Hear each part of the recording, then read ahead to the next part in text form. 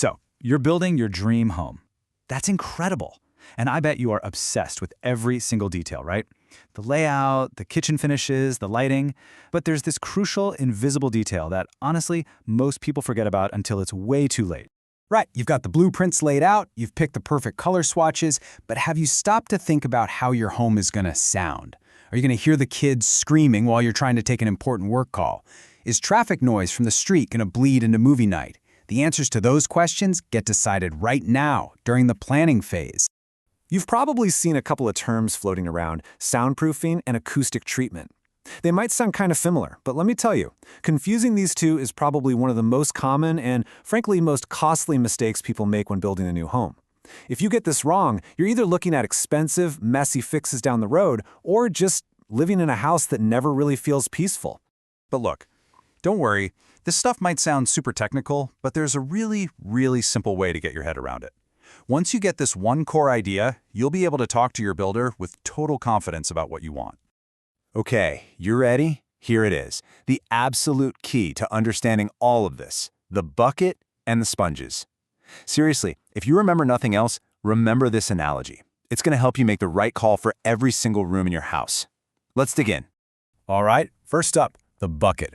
Think of soundproofing as the bucket. Its whole job is to be solid, totally sealed, to contain whatever's inside.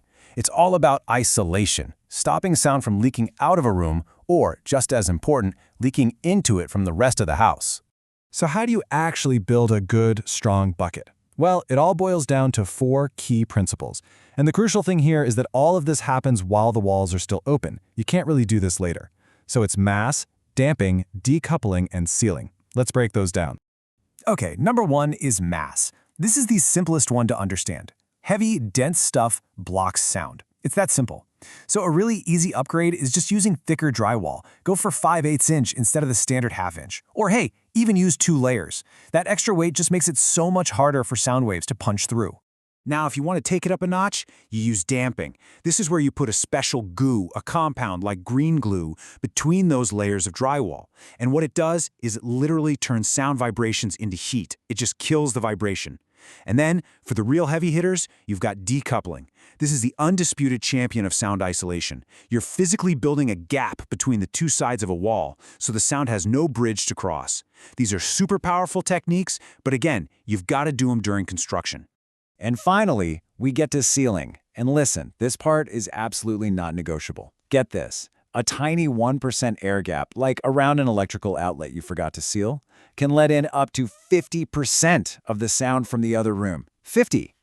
So using special acoustical sealant to plug every single little hole, that's not just a finishing touch. It's what makes the whole bucket actually work.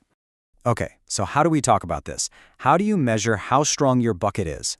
Well, there's a rating for that. It's called STC, which stands for Sound Transmission Class. And this chart kind of breaks down what those numbers mean in the real world. A typical interior wall is maybe an STC of 35. You can definitely hear loud talking through that. But for a bedroom, you want to aim for at least a 45. And for something like a home theater, oh yeah, you're pushing for 60, maybe even higher. STC, that's the magic word to use with your builder. All right, so imagine we've built the perfect bucket. It's sealed up tight. No sound is getting in, no sound is getting out. We're done, right? Well, not exactly. What about the sound inside the room? That's where the sponges come into play. Acoustic treatment is all about controlling how sound bounces around inside a space to make it sound better. You could have the most soundproof room in the world, and it could still sound absolutely awful inside. It might have a ton of echo and reverb, kind of like a gymnasium, right? Or maybe the bass sounds really boomy and weird in certain spots. Those are what we call standing waves. These are sound quality problems, not sound leakage problems. And this is what the sponges, the acoustic treatment, are for.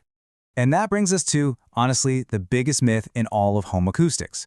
You have definitely seen this stuff. The egg crate foam you can buy online. People stick it on their walls thinking it's going to soundproof the room. It will not.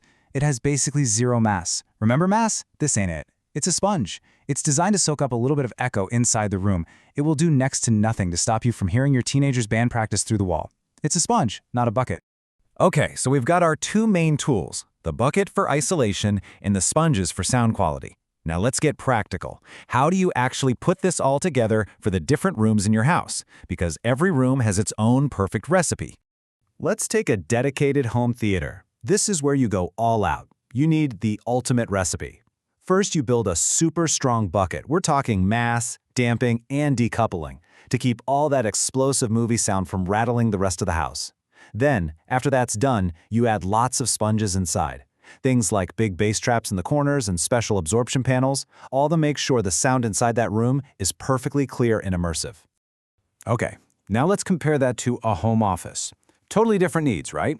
Here, the absolute priority is the bucket. You need to stop the noise from the rest of the house from getting in while you're trying to work. So you're going to focus on beefing up the walls, and this is a big one, putting in a solid core door. That's almost always the weakest link. Then, maybe you add just one little sponge, a single absorption panel on the wall behind you, and suddenly you sound way more professional on your video calls. All right, as we start to wrap this up, there is one single thing I really want to leave you with. Because out of everything we've talked about, the bucket, the sponges, one of these is incredibly time-sensitive. And here it is, the most critical takeaway of this whole thing. Building your bucket, that is, true soundproofing, is a structural choice. It has to be done when the walls are open. Trying to go back later and add mass or decouple a wall that's already finished, it is a nightmare. It's messy, it's disruptive, and it is incredibly expensive. Remember, you can always hang sponges on the wall later. The bucket has to be built right from the very beginning. So I'm going to ask you that first question again. Now that you know the difference, now that you understand the bucket and the sponges, have you really planned for the sound in every single room of your new home? The home theater, sure, but what about the bedrooms, the office, the nursery? Because planning for it now is what will guarantee that your dream home doesn't just look perfect, it'll sound perfect too.